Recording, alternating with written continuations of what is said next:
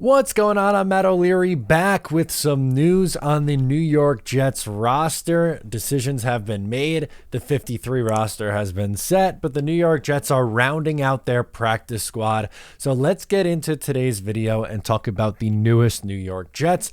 Before we talk about who returned to the Jets practice squad and a couple of new signings, we have to discuss two players the New York Jets lost. Last year, they had a bunch of guys claimed. This year, it was only two players who were claimed. The first was Tristan Colon, who was claimed by the Arizona Cardinals. Not really a surprise there. The Jets were trying to trade him, and supposedly there was some trade interest, but he ends up a member of the Arizona Cardinals. Jets didn't need him on the roster at this point. They have a lot of, center depth they just drafted Joe Tippmann, Wes Schweitzer's a guard and center, and Cologne was pretty far down on the depth chart, so not really a big need there. The Jets also had a linebacker claimed, Claudin Churlis, who was claimed by the Carolina Panthers, had some experience for the New York Jets late in the preseason games, towards the end here a little bit, but was unable to make the New York Jets roster. They ended up carrying 5 linebackers, and I was surprised to even see that they were carrying 5. So not a crazy thought that he gets claimed and doesn't end up returning to the New York Jets practice squad. But the Jets actually signed 2 new players to their practice squad. The first, Tyreek Jones, who's a safety. He spent time in the preseason with the Tennessee Titans. He allowed 3 receptions for 45 yards, had 9 tackles in the preseason. I am somewhat intrigued with him. He played pretty well, I thought, in the preseason for Tennessee of what I saw from him.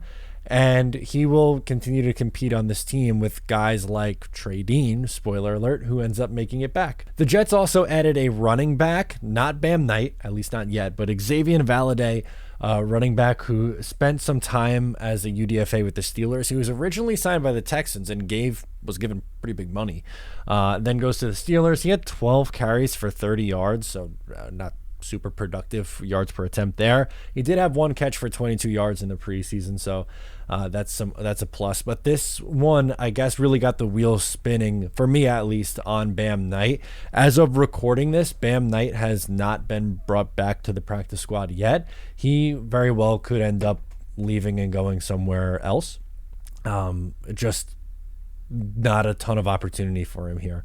There's 4 guys in front of him now. You have Breece Hall, Dalvin Cook, Michael Carter, Izzy Abanikanda. Best case scenario, he's the 5th guy on the pecking order, and he might just want an opportunity somewhere else. So he may sign on a different practice squad. It's no guarantee that he's going to end up on a 53. In fact, it's probably pretty likely that he's not going to end up on a 53.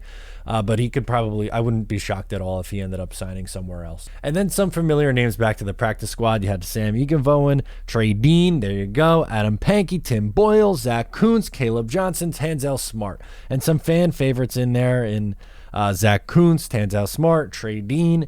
I loved seeing Tanzel on Hard Knocks. It was really, really tough knowing that he was about to get cut.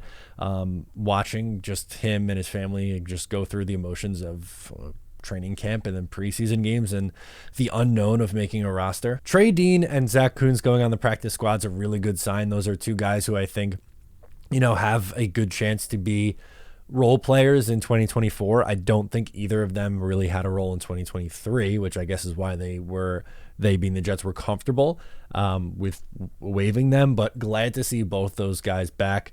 Tim Boyle is someone that the Jets want to use as the emergency quarterback, so they'll bump him up from the practice squad on game days in order to use that emergency role. So now we wait on news for Bam Knight. We'll see where he ends up, and a lot of familiar faces coming back, which is a good sign, and only 2 guys claimed, and it was 2 guys who I think both the Jets and Jet fans were okay with leaving. Not that they're bad players, but, happy they're getting an opportunity somewhere else. Not necessarily major needs to retain the guys that they left. So I'm good with it so far, but I want to hear your thoughts down below in the comments. What do you think of these roster moves? Sound off below. Once again, I'm Matt O'Leary, and I'll catch you next time.